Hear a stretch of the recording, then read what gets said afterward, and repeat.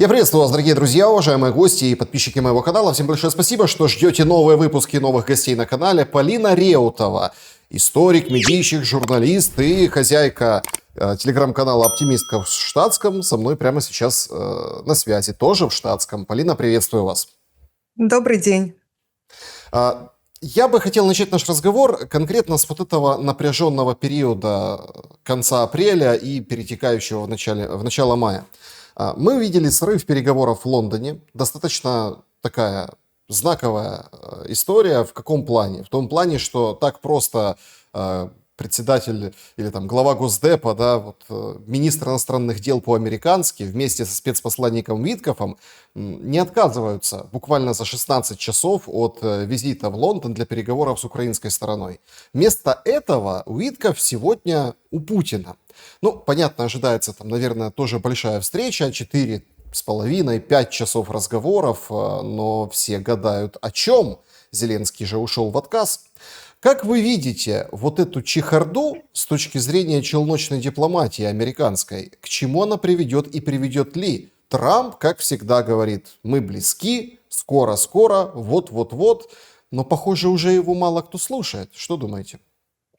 Тут господин Трамп не уточняет, что значит скоро и что значит вот-вот, потому что результат бывает разный, положительный, отрицательный, нейтральный. И что именно имеет в виду господин Трамп под скоро-скоро и вот-вот, он не уточняет.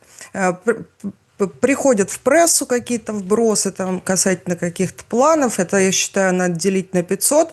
Хотя интересная тема. Немножко окунусь на 3 дня назад, 2-3 дня назад, когда начали рассказывать про то, что одна из идей – это признание Крыма официально. Я обратила внимание, что это начали массово цитировать наши средства массовой информации, финансируемые средства федерального бюджета. Вот по таким признакам можно судить, что имеет место быть что-то.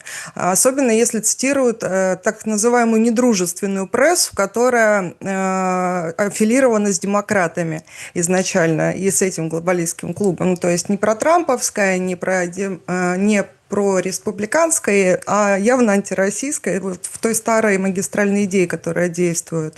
Касательно челночной дипломатии, вчера господин Песков подтвердил, что встреча готовится двух лидеров, и можно предположить, наверное, в числе прочего, что будут сегодня обсуждаться какие-то уже финальные штрихи, которые будут стоять на повестке уже в ходе встречи двух лидеров непосредственно. То есть уже обговаривается, быть может, план переговоров, конкретные вопросы. Потому что мне представляется, что основные части были согласованы уже очень давно. Сейчас уже пошли последние штрихи. Касательно того, что происходит в Лондоне, происходило, не впервые то, что происходит в отсутствии американских и русских товарищей, срывается. И в данном случае российская сторона априори не была приглашена, хотя несколько странно, кстати, когда не приглашают сторону, непосредственно участвующую в конфликте.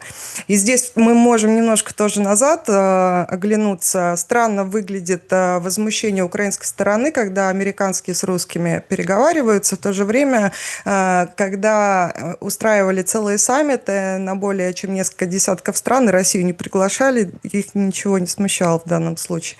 То есть здесь, с одной стороны, сепаратные переговоры, с другой стороны, сепаратные переговоры.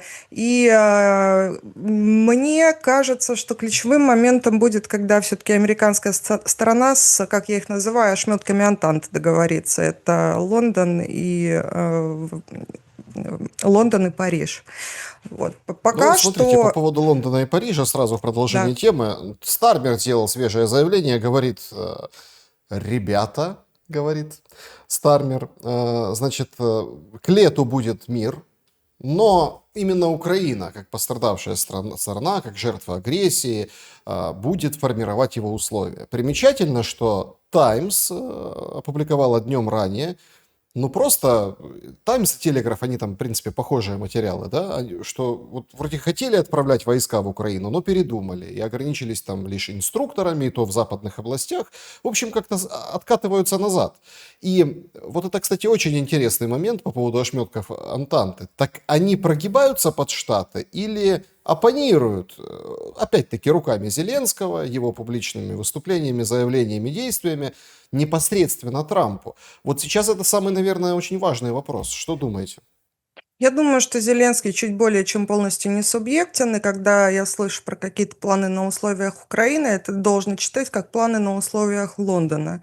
И завершение на условиях Лондона и немножечко Парижа. Это вот так я вижу. Касательно того, что сначала заявляли о вводе какого-то контингента, сейчас говорят уже через прессу, вкидывают, что не хотят вводить. Я думаю, изначально вряд ли хотели вводить, либо очень опосредованно рассматривали этот вариант. Это игра сразу на повышенных ставках. То есть заявляются какие-то максимальные параметры, потом смотрят, как супротивная сторона на это реагирует, и после этого уже идет, скажем так, другая игра с другим спектром заявлений. И одновременно с тем я все-таки уверена, что вот эта вот линия Париж-Лондон, она имеет прямую и довольно частую коммуникацию еще и с Вашингтоном, не публичным образом. Я в этом более чем уверена. И во многом от этого, в числе прочего, и может зависеть то, что говорит вот этот вот конгломерат западноевропейский.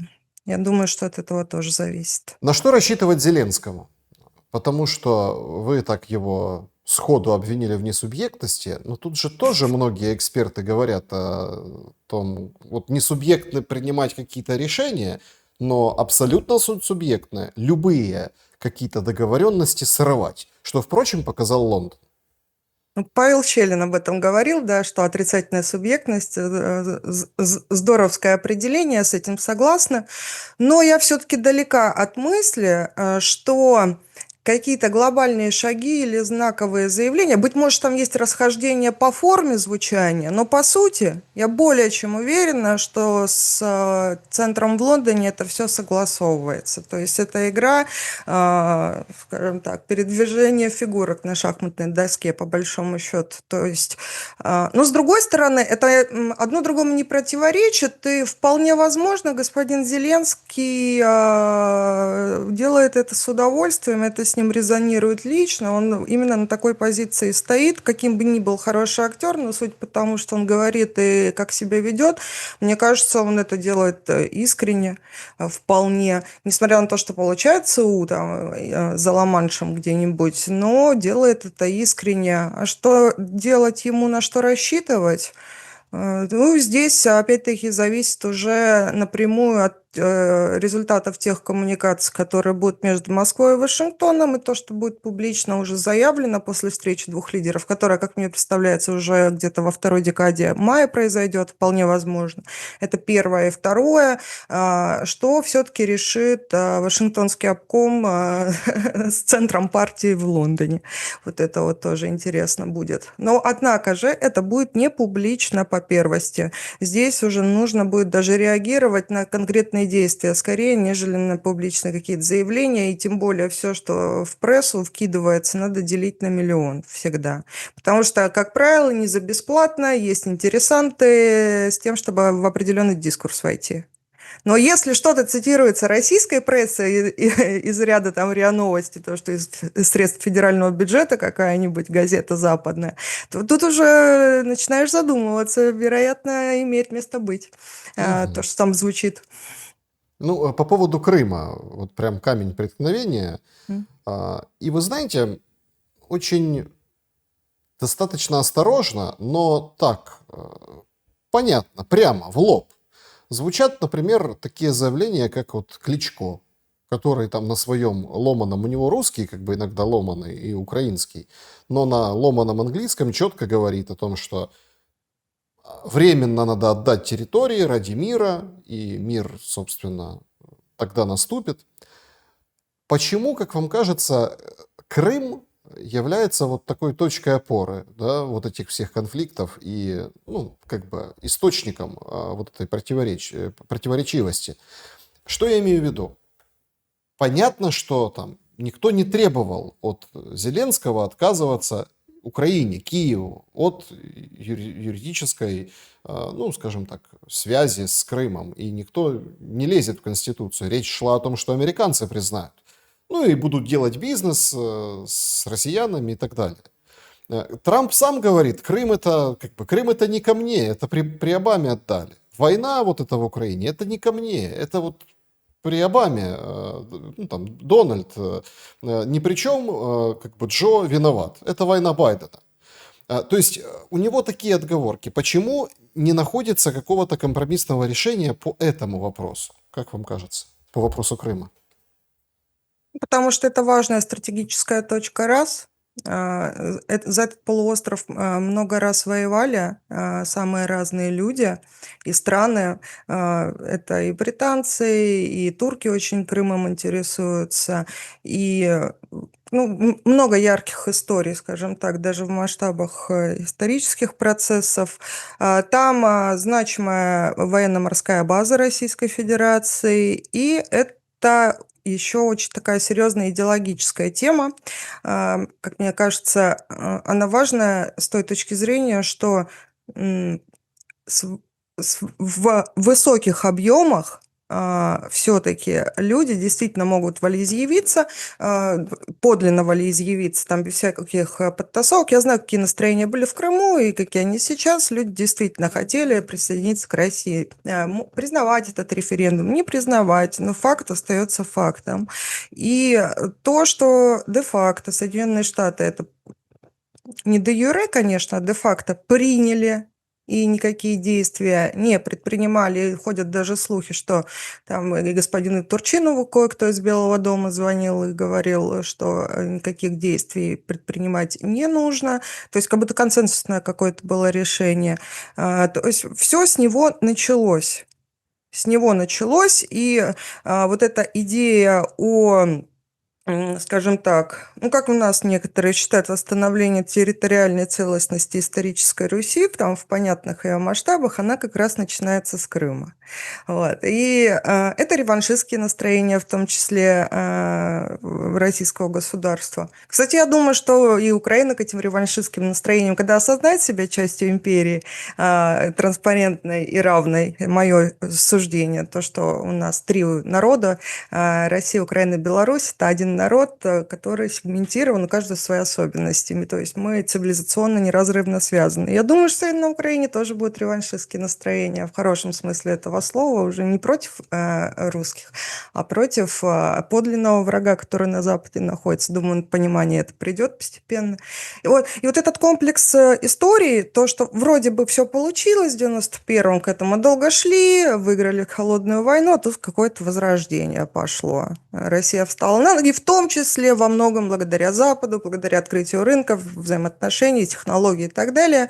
Запад сильно помог в этом смысле своей открытостью, которую они не просчитали, то, что она может быть скомпенсирована в итоге тем, что Россия действительно усилится и сможет как-то заявить свои претензии на новую историчность в будущем.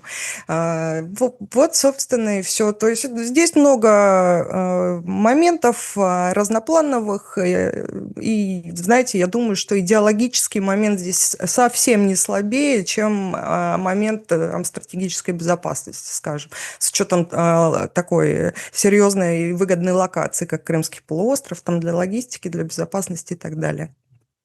Ну, ходят же мемы всякие, да, там, давайте вернем Крым, да, ну, карикатуры разные. Казаков, которые там под российским флагом, имеется в виду под царским, там, имперским, большой империей. Это, кстати, такой очень достаточно щекотливый вопрос, Да. потому что он где-то, ну, он абсолютно имеет право и место быть. Вы, наверное, как историк это четко видите, что это, ну, я не историк, но историю изучал, да, то есть это понятная как бы такая линия, теория, да, о том, что есть империи, они есть разные, есть разная типология.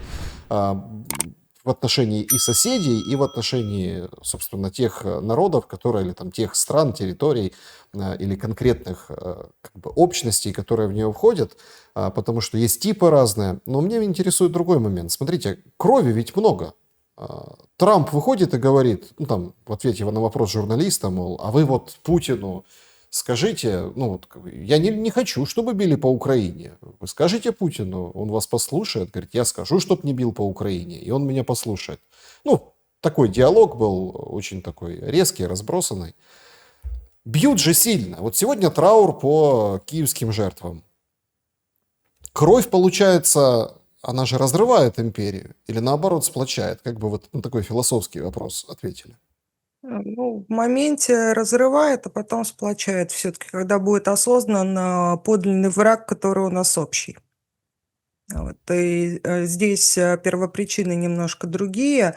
И, по сути, многие ваши зрители, возможно, не согласятся со мной, но я считаю, что это гражданская война, инспирированная извне, то, что между нами происходит. А гражданские войны, они всегда самые кровавые, как показывает история. Это гражданская война, к сожалению.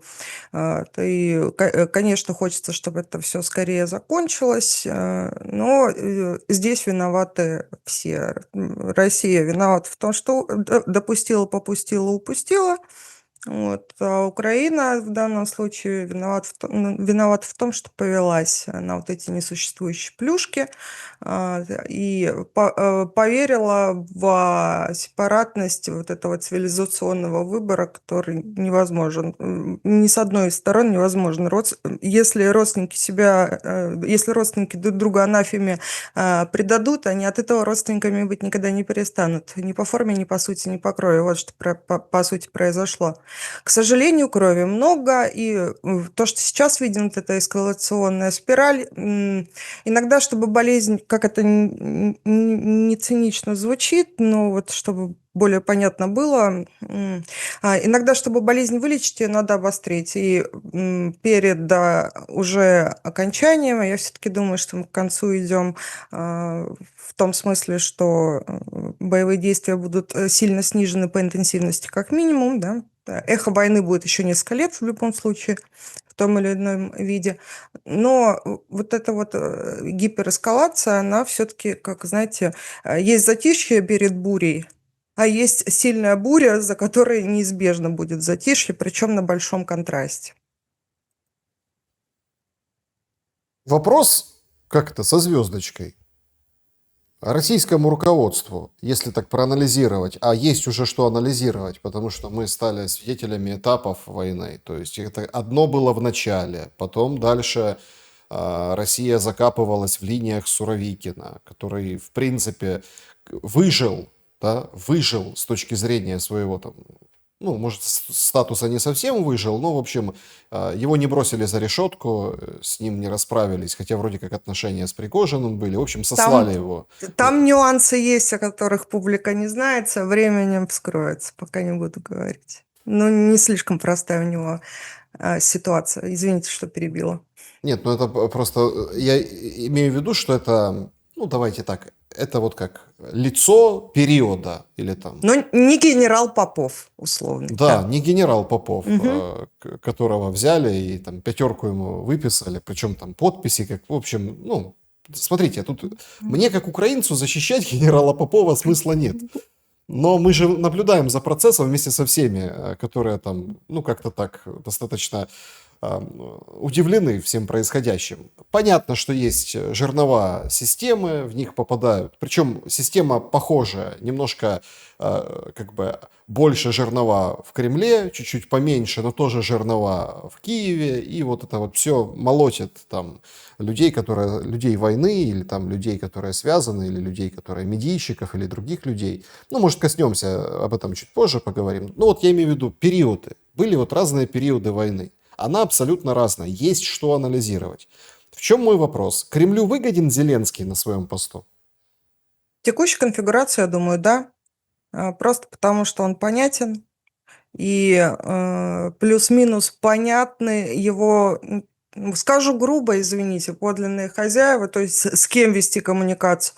А если придет какой-то человек несистемный, там, я не знаю, путем, скорее всего, госпереворота или каких-то таких майданных действий, к примеру, через протест. Уже есть такая украинская политическая традиция приходить к власти через протесты. Вполне возможно, что это произойдет. Понятно, не без помощи извне, в первую очередь финансовой, конечно, потому что по-другому не получится. Ну а что делать с человеком, который неизвестен и непонятен на нашей конторе, условно, у которой папочка почти на каждого политического и не только деятеля, потому что все были связаны практически с Москвой, были в кабинетах у беседы генерала известного, да, уже никто не скрывает. А здесь, если придет какой-то человек вне вот этой общей системы, например, а сейчас, очевидно, нет такого варианта пока, чтобы кто-то в системе заменил человек, который известен там другим людям, другим сторонам. Такого варианта нет. И всегда даже в политике приятнее и понятнее иметь дело с тем, что известно, даже если это плохо, нежели с тем, что потенциально может быть хорошо, но совершенно неизвестно, потому что эти процессы не контролируются. Я вижу это так на сегодняшний день. А те люди, которых принято считать там, условно пророссийским, хотя это грубый ярлык, это глупое клише. Если человек не против России, это не значит, что он пророссийский. Вот я категорически так заявляю, я так считаю.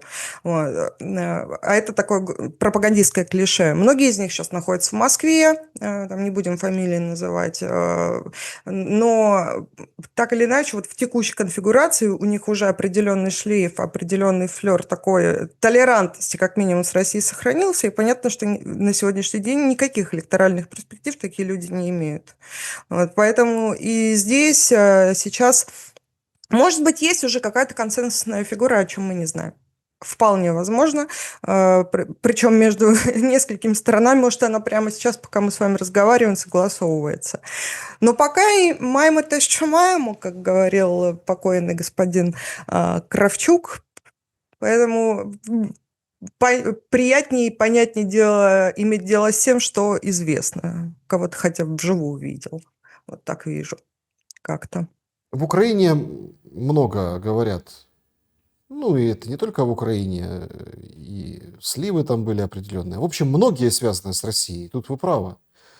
Причем там, сырский русский генерал, его вроде как Залужный так дразнил. Все начинают на фоне там, мобилизации и бусификации жесткой, которая проходит в Украине. Причем Зеленский говорит, нет бусификации, единичные случаи, в которых мы разбираемся, ТЦКшников наказываем, и вот это все. А вообще 600-800, ну тоже разлет большой достаточно, тысяч человек пришли в армию добровольно.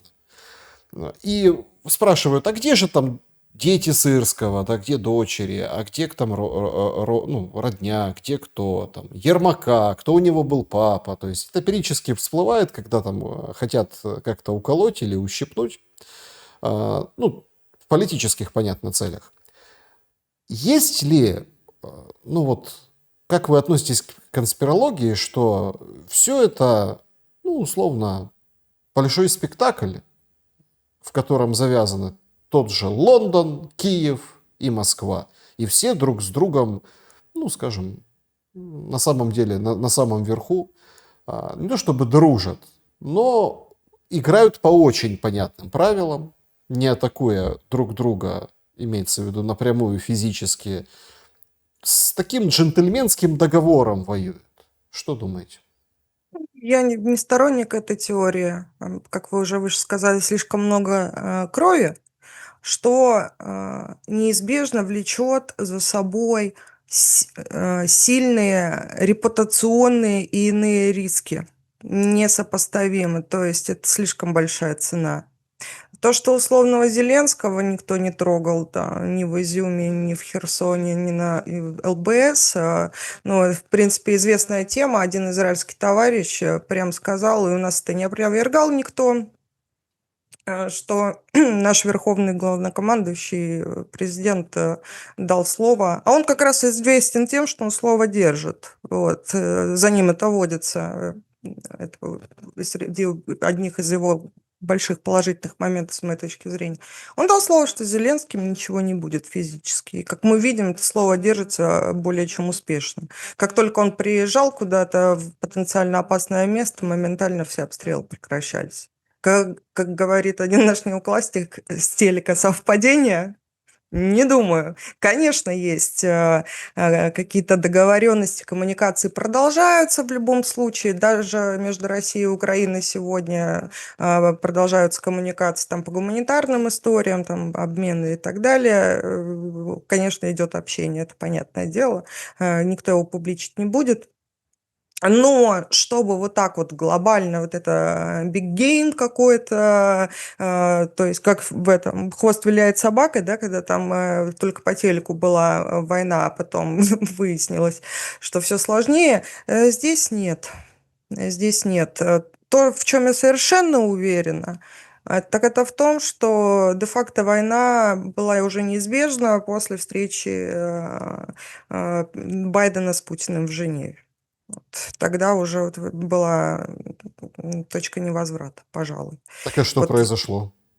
Как вам видится? мне видится таким образом, что российская сторона, вероятно, выдвигала те требования непублично, которые она публично выдвинула в конце 2022 года. Вот. И с американской стороны был получен отказ, сначала не публичный, а потом уже публичный. Ну, в первую очередь, касательно контуров безопасности нас как континентальной державы. Вот, потому что мы не Америка, у нас слева-справа океана нет. Мы слишком много с кем граничим, мы слишком много нам рассказывали, лили в уши розовым сиропом про нерасширение НАТО и так далее. Ну, наши в кавычках умные руководители, наши с вами общие, кстати, на тот момент, они удосужились это как документально зафиксировать хотя бы как-то. И вот пожинаем, собственно, плоды и Российской Федерации, и Украины вот этой западной экспансии. Российская Федерация хотела поменять эту конфигурацию, почувствовав в себе силу. Была встреча в Женеве, в которой консенсус найден не был. И, как мне представляется, уже на том этапе обе стороны сказали: ладно, посмотрим, кто кого. Посмотрим, кто кого. Вот, собственно, сейчас и наблюдаем, кто кого. Пока до конца, наверное, непонятно, чем это все закончится. Но точка невозврата тогда произошла. Вот это не конспирология, с моей точки зрения. А вот то, что сейчас... И не хотели воевать. Хотя Америка, ей выгодно, когда на других континентах какие-нибудь войны, они за это поднимают, за этот счет поднимают свой ВПК. Там один эпизод в 1940 году можно вспомнить, как бабушку Британию свою чуть до финансового кризиса не довели, отказываясь хотя бы авансом поставлять оружие, той же Британии, например. Вот. Америка роскошно поднялась во время Второй мировой. Выгодно, когда не на твоем континенте война, но ты ее то или иным образом обеспечиваешь, ослабляя своих геополитических противников. Поэтому сознательно, наверное, Штаты на это пошли, отказав нам в праве на безопасность, фактически. Из-за этого война и началась глобально. 4-й год идет. Кто злее, украинцы или россияне? Вы знаете, наверное, если судить по тому, что в сети и по моноэфиру, который я, пользуясь знанием украинского языка, нет-нет, посматриваю, ну, надо же понимать, что с той стороны вещается. Злее, Вы аккуратнее, а то у нас, знаете, как смотришь там чего не такого, так, постучат спецслужбы. так я открыто об этом говорю, господи, а что такого? Это ж интересно. Я иногда даже цитирую у себя, иногда даже перевожу. Потому что там такие перлы, которых не придумаешь даже будучи очень талантливым сценаристом, скажем так. А судя по медиапространству и комментариям, агрессивнее украинцы, конечно. Понять можно, потому что страдают больше они, объективно. Ну, потому что они под ударом находятся и так далее. И это можно даже вспомнить, там, пример привести опять исторический, как все немецкое в начале 20 века отменяли и в Петербурге, и переименовывали места общепита, там, рестораны и так далее. И, не дай боже, кто-то что-то по-немецки сказал сразу в обструкцию. Ну, то есть были такие моменты. Но и с нашей стороны, из-за чего я волну хейта получаю, как мне представляется, от крайне праворадикальных русских националистов, которых многих следовало бы проверить на 282-ю статью УК РФ. Это экстремизм, возбуждение ненависти либо вражды в отношении религиозных, этнических и иных групп. Некоторые из них даже работают, я вам больше скажу, на федеральных радиостанциях. Да, сейчас, возможно, один из этих господ, который ко мне пристал, что-нибудь по этому поводу скажет, узнав себя. Ходят на наши эфиры, получают за это деньги. Просто я объясню, к чему я это все. У нас был такой в Москве, прошел недавно форум Народного единства, где стояла задача найти поствоенный диалог между русскими и украинцами. Поствоенный диалог. Мой тезис был, что многое, что у нас происходит в медиа, не способствует восстановлению отношений, и это невыгодно в первую очередь Российской Федерации, потому что у нас все-таки задача в консолидации. То, как это даже президент понимает, исходя из его речей и так далее. А у нас выходят, начинают рассказывать. Украинского языка нет, украинцев нет, все это придумали, там неизвестно кто и так дальше. Вот я всегда задаю вопрос, а у нас, если нет украинского языка, а на каком же таком языке на сайте Кремлин.ру Владимир Путин статью опубликовал?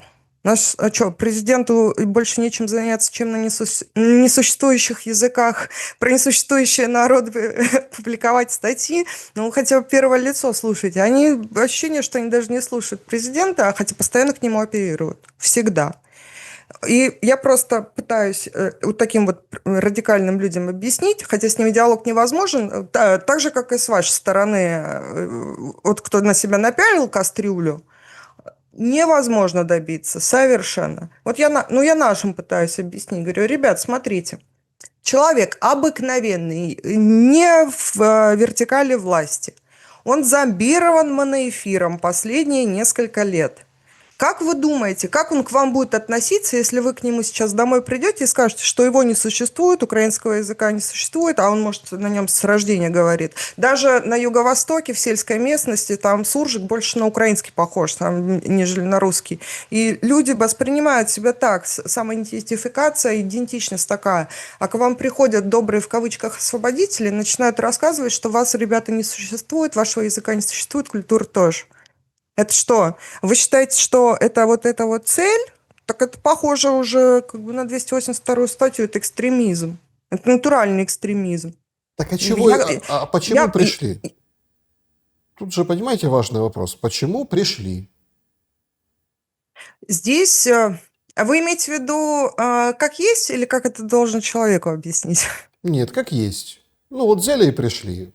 Понимаете, в чем дело? Есть, как бы четко мне могут написать в комментариях, и правильно делают, и пишут, потому что звали. Да? Нет, Кто-то... не звали. Не звали. Не, ну в Луганске, в Донецке звали областные Не, ну советы. Луганск, Да, Донецк, 2. Да, там это да. звали. Другие территории Юго-Востока не звали, там даже по закрытым социологиям. Вот, кстати, я переживала очень по этому поводу, когда я знала, что уже СВО начнется, я понимала, что преувеличивается лояльность к России даже в русскоязычных регионах, я так аккуратно скажу.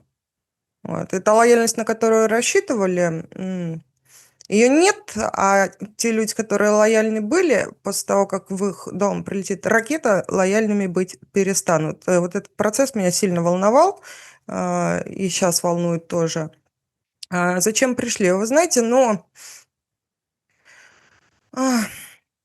я все-таки это искренне рассматриваю, несмотря на издержки разного рода, несмотря на то, что мне некоторые вещи могут не нравиться по форме исполнения и по форме трактовки, например, все-таки это не с целью, знаете, вот тоже война не за территории, война-то за смыслы. И это попытка возврата теперь уже насильственного, в нашу общую, не в российскую, я подчеркиваю, нашу общую цивилизационную канву. А без нивелирования физического присутствия западного врага, который врагом является на самом деле, это враг. Причем понять надо важное. Это наш общий враг, это не враг России, это наш общий враг. Мы для них, Объясните. мы Ну для вот них, для смотрите, всех унтерменши. И то, что сейчас, и Арестович, как к нему не относись, абсолютно правильно говорит, экстремист-террорист в России признан и так далее. Вы только иноагент, а он экстремист и террорист. Это пожестче все. Но он правильно говорит. Люди, которые работали разными способами через мягкую силу, в том числе, да, это партия глобального вицида, сначала на развал Советского Союза, и у них это получилось, а потом им нужно было притормозить, я думаю, российское развитие за счет через мягкую силу заход на Украину.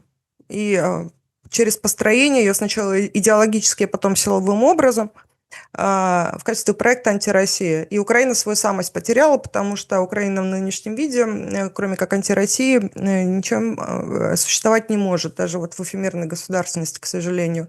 Действительно, к сожалению.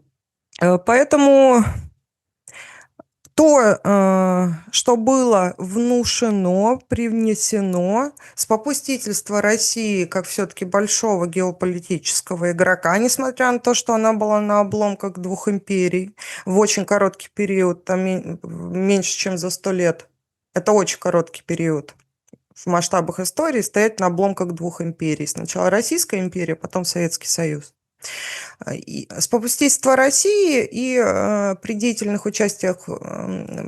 участии украинских элит и при очень деятельном участии условного глобалистского клуба, вот эти глобалисты, ребята, которые Лондон и Демпартия США. Вот почему я про Арестовича вспомнила. Там им же крайне выгодно, чтобы русские и украинцы друг от друга стирались. Понятное дело, что для России будет вот эта вот магистральная линия защититься по периметру в плане безопасности. И здесь можно просто привести пример. Вот сейчас Мексика выйдет и говорит, а мы хотим ВДКБ. Что-то мне кажется, что там СВО не будет все-таки таким избирательным и более гуманным, что Россия пытается делать без ковровых бомбардировок и так далее. Я думаю, просто этой страны дней через 5 максимум не будет существовать. ну, можно спорить с вами и Не, ну, по поводу просто, гуманности. Ну, подождите. Ну, просто одно со вторым – это очень многоуровневая история.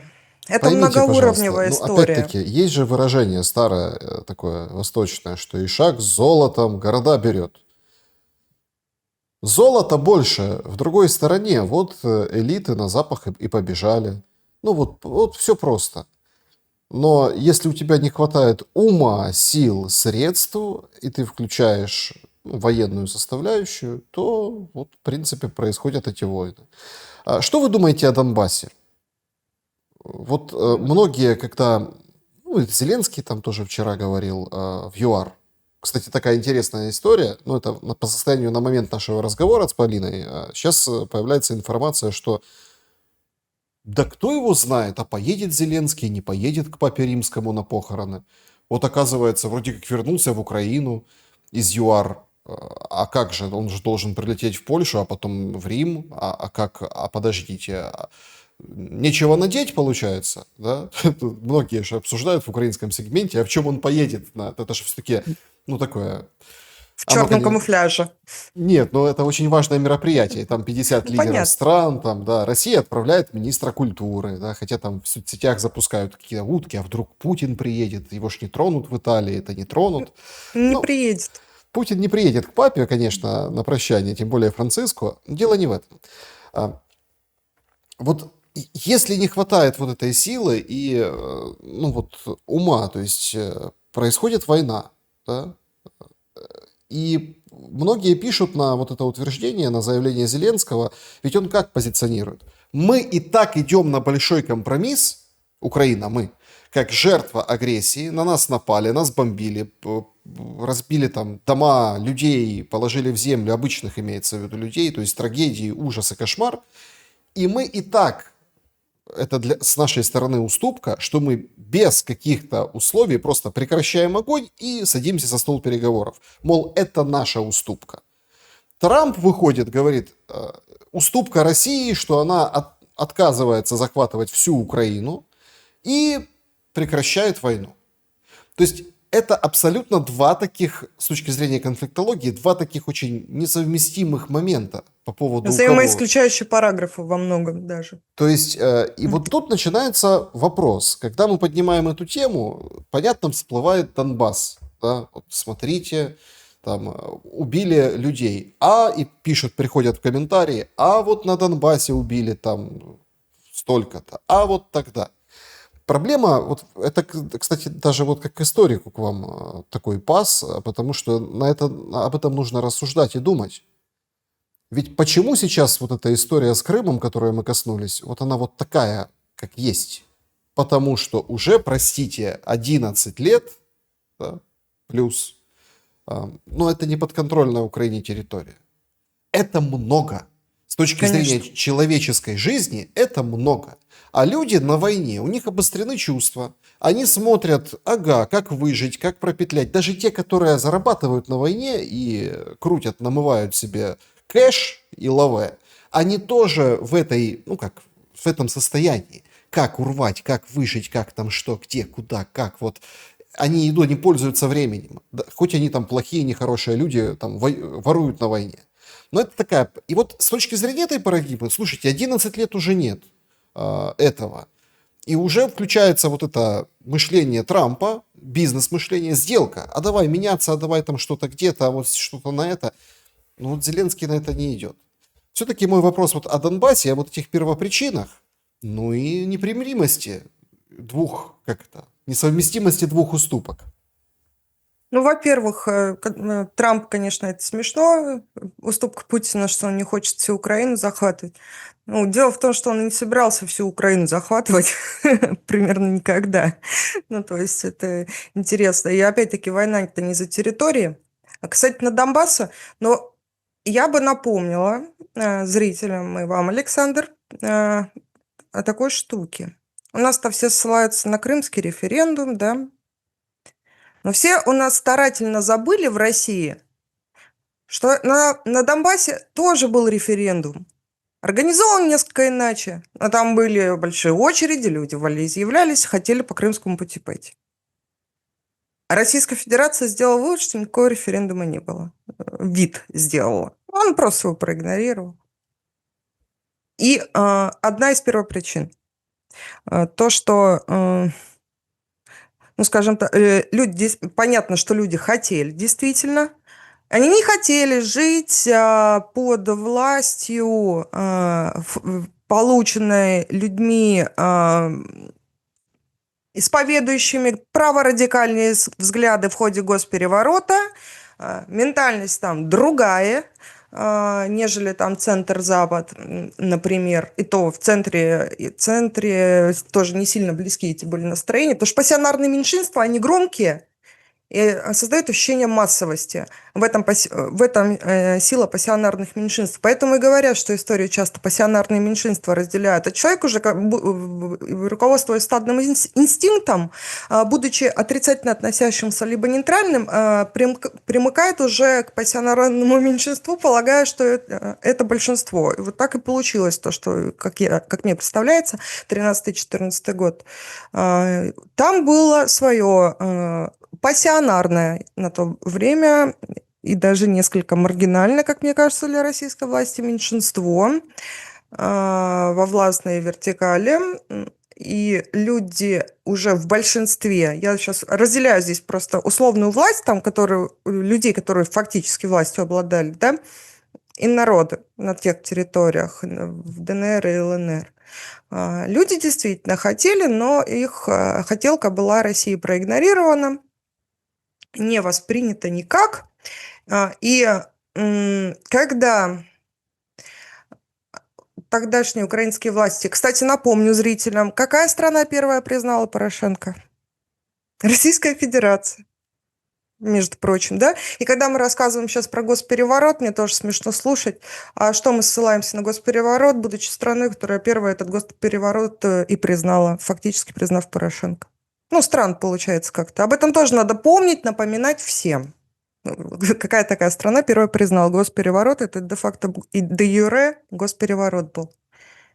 И когда сильно, скажем так, радикальные элементы в идеологии возобладали, и так называемые западные союзники той так называемой Украины после 2014 года поняли, что если Крым уже Россией защищен по факту вхождения в ее состав, а вот эти территории не защищены, потому что Россия проигнорировала ту же проблематику, которая была и в Крыму, но в Крыму посложнее, там все-таки база и так далее, а Россия проигнорировала это, то это очень неплохой способ устроить конфликт прямо на границе, усилив и идеологическое противостояние, и военное противостояние, понимая, что украинская армия будет набирать боевой опыт, так или иначе. Она более подготовлена была, украинская армия, к началу СВО все-таки, потому что боевой опыт был серьезный уже. А чтобы там кто ни говорил, на Донбассе все-таки ополчение в основном воевало, то есть это были местные, там никаких регулярных войск не было. Помощь была, конечно, с российской стороны, но никаких регулярных войск там не было, то есть российская армия не была воюющей армией до начала СВО. А Украина уже была на протяжении 8 лет. Получала боевой опыт, переходила, взаимодействовала со странами НАТО, у которых как раз боевой опыт будет здоров, они в конфликтах постоянно где-то участвуют. Никогда такого не было. Ну, я имею в виду американцев в данном случае, как основы НАТО. И было понятно, что идеологическое противостояние будет усиливаться, что риторика будет усугубляться, все более неприемлемой она будет для Российской Федерации. Российская Федерация будет с каждым днем чувствовать наращивание реальной. Это реальная угроза безопасности России. Реальная. То, что происходило на Украине, это реальная угроза безопасности России. Ну, здесь включился одновременно и прагматичный интерес, потому что у нас по нашим рубежам непосредственным, у нас сейчас мало того, что Калининград в оперативном окружении натовском, так у нас еще на границе, на такой огромной протяженности неизвестно, что происходит, с полностью несубъектным вражеским по идеологии, по сути, правительством. Вот. Кстати, Зеленский-то на эту дорожку вступил в полной мере, создав Армавир-2 внезапно совпало с визитом на ковер Ми-6. Вот. Полностью риторика изменилась. Вот тогда был шанс, кстати. Если бы этого не произошло, я думаю, что номинально с очень широкой автономией все-таки ДНР и ЛНР были бы номинально в составе Украины, и были бы сношения с обеими сторонами, и войны бы не было, скорее всего. Но, во всяком случае, российская сторона это так себе видела. Но ЦУ из Лондона были другие получены. Украинской стороной, не российской. Вот, это мы все сейчас рассматриваем причины, уже хронологически идем. И после срыва тех историй в Париже, де-факто, и Богдан, бывший глава офиса, прямым текстом говорил, мы Путина кинули. А что вы хотели? Естественно, будет война. Ну и плюс, все-таки я рассматриваю это, может быть, помпезно будет звучать, да? Ну, как очередной виток территориальной раздробленности. У нас их было несколько штук, они всегда сопровождались гражданской войной. Я считаю, что это гражданская война. Не без участия часто западных, в кавычках, товарищей. Особенно в Лондоне уши как-то по жизни торчат всегда на протяжении столетий. Но всегда это оканчивается миром и консолидацией. Я думаю, что мы так или иначе к этому придем. Но ошибка России была в игнорировании факта Донбасса как той территории, которую нужно было под более очевидный протекторат взять в плане защиты, и тогда никакие кондиционеры бы в Луганске не взрывались. как мне представляется. А на что там, возможно, были какие-то договоренности, о которых мы пока не знаем, мы только в мемуарах потом услышим, чем руководствовалась Российская Федерация, когда игнорировала столь очевидную тему, как Донбасс после крымских событий. Возможно, не видела в себе сил, возможно, были какие-то договоренности, возможно, и то, и другое. Тут информацией не обладаем, но факт остается фактом. Для меня, как только темы с референдумом были проигнорированы, не поддержаны определенные тенденции в Харькове, как только по зомбоящику ходили, плакали по 2 мая в Одессе, но деятельно ничего не сделали, хотя могли. Вот эта совокупность вот этих факторов в том числе и отвратила тот народ, который мог быть вполне за Россию, потому что видят, что русские ничего не делают. Вот они взяли Крым, возможно, потому что им это выгодно, да, ну, со стратегической точки зрения. Вот. Чтобы там не было натовской базы какой-нибудь, или турки не взяли и не пришли внезапно вместе с британскими товарищами, как это уже было неоднократно. Вот эти вот факты были проигнорированы, и, собственно, для меня тогда война уже была неизбежна, прям война-война, когда фактор Донбасса был проигнорирован. Вот как-то так. По поводу уступок, да, кто что готов уступить сейчас, как вам кажется? Ну, Ну вот опять-таки если бы... вы вспомнили Одессу, да, вот там же как там Медведев карты рисовал, да, там что куда уйдет, и там вроде Киевская область там останется Украиной. Ходят там, зубоскалят о том, что вот нужно, чтобы что-то осталось Украиной, потому что вот долги, да, и вся там эта вся история, то есть, а там Запад уйдет там еще под кого-то. Ну, такая же разгоняется история в российском сегменте, ну, обсуждений вот этого итога, да, то есть, а по сути, вот если сейчас все готовы, ну, не то, что никто не готов, но речь идет о том, что, как Венс говорит, уступит и та, и другая сторона. Дуда выходит, говорит, уступит и та, и другая сторона.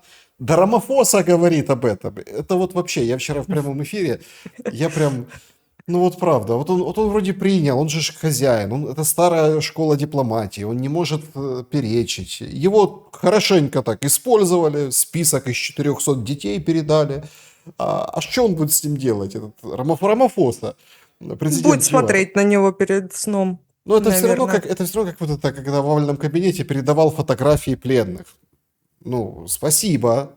Что А можно дальше сказать? что?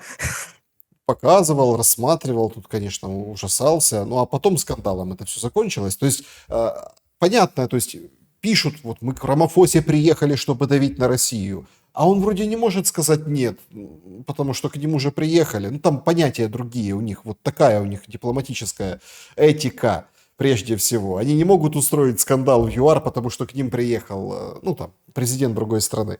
Ну, да ладно. То есть даже он говорит о том, что будут компромиссы. Какие могут быть компромиссы? Или уступки, правильно сказать. Ну, вы имеете в виду со стороны Российской Федерации И со стороны или... Украины, да. Вот по итогу, что наиболее вероятно, ну вот если брать вот этот исторический разрез и ваше видение, да, о том, что, ну как вы сказали, воевали, это было там примерно тоже похожее 100 лет назад, там просто идеология намешана была. Сейчас-то идеологии нет. Сейчас То еще как есть, Александр. как Сейчас есть? ее еще больше. Сейчас идеология это бабки. Ну, Ну, это для элит бабки, а для людей простых, которые поддерживают, скажем так, вот это коллективное бессознательное, еще как есть идеология. Еще как есть, и еще более интенсивная, и более широкая, и более сильная за счет усиления средств массовой коммуникации. Моментально у каждого есть доступ к информации, о чем 100 лет назад даже и речи не было. Сейчас те события, которые происходили раньше десятилетиями, происходят за 1 год. Потому что мир ускорился, жизнь ускорилась, информация ускорилась. Сейчас, наоборот, идеологическая составляющая, она вообще ключевая. И в этом основная база именно в идеологических расхождениях, которая не позволяет качественно завершить конфликт. вот этот гражданский, с моей точки зрения. И на этом играют уважаемые в кавычках западные партнеры. Наоборот, идеология во весь рост.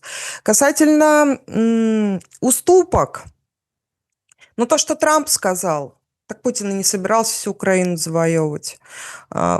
Возможно, я просто, я просто не очень понимаю даже вот с точки зрения территории. Вот это для меня загадка. Я у юристов пыталась узнать.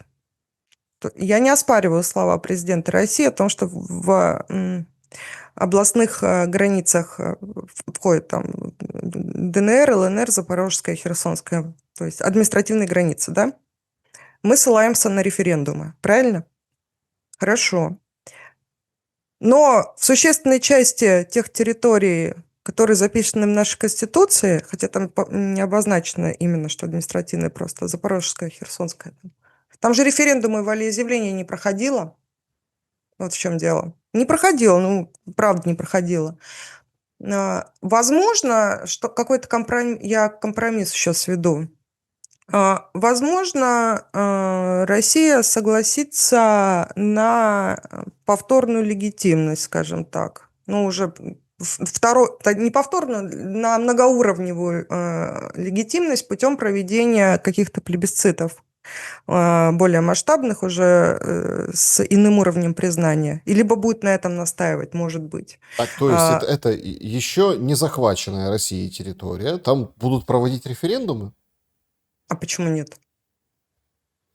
А вдруг? А вдруг и будет такое, вот завтра встретятся Путин и Трамп, и Трамп скажет, что мы готовы там понаблюдать за тем, как... Может, это бредово сейчас звучит, но я вообще не исключаю. Мне кажется, вполне возможно. Ну, то есть вот эта вот тема, даже с юридической точки зрения, она бы многое решила.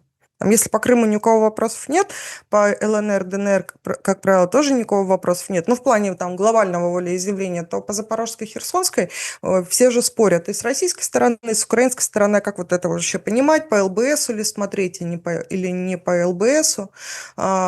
Возможно, какая-то повторная легитимизация уже в международном пространстве. Мне кажется, может быть такое. Дальше. Возможно,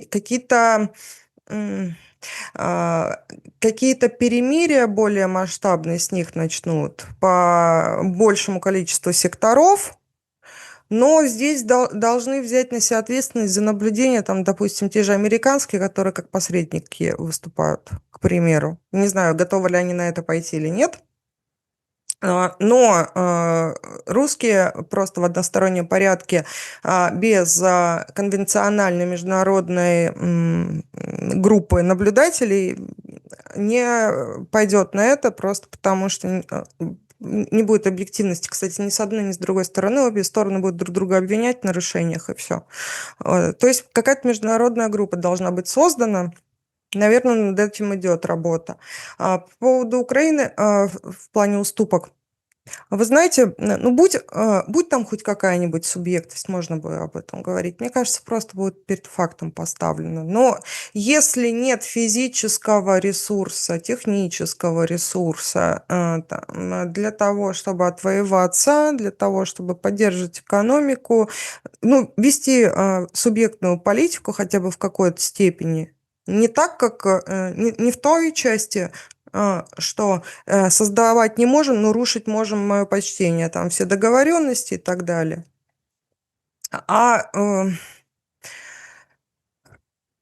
Даже не знаю, вот если бы действительно что-то подсказали партнеры, как они себя называют, что каким может быть аргумент, который мог бы вернуть хотя бы отчасти субъектность, тогда бы можно было об этом говорить. Но мне ничего в голову не приходит. То есть это полная зависимость от западных так называемых партнеров. Поэтому, Соответственно, мы можем сделать вывод, что США никуда не уйдут. конечно, не уйдут. А зачем им уходить с границы России? У них будет другой уровень присутствия. Вот я тоже улыбаюсь, когда слышу там про полный уход американских. Американские могут уйти из военных действий. Да, конечно, могут уйти. Ну, тем более Трампу, зачем ему волочь вот эту лямку демократов убыточную в виде вот такой войны? Для чего? Тем более он настаивал в своих предвыборных обещаниях на том, что э, из этой неприятной конфигурации все-таки американским должно выйти. Ну и в первую очередь он на идеологию, на экономику, на экономических аспектах настаивал, что это дорого и так далее. Ну, а потом уже идеологические темы пошли. Ну, что, дескать, русские не такие уж и дурные, с ними можно как-то иметь дела, договариваться. И ресурсов там много, и квадратных площадей еще больше, и так далее.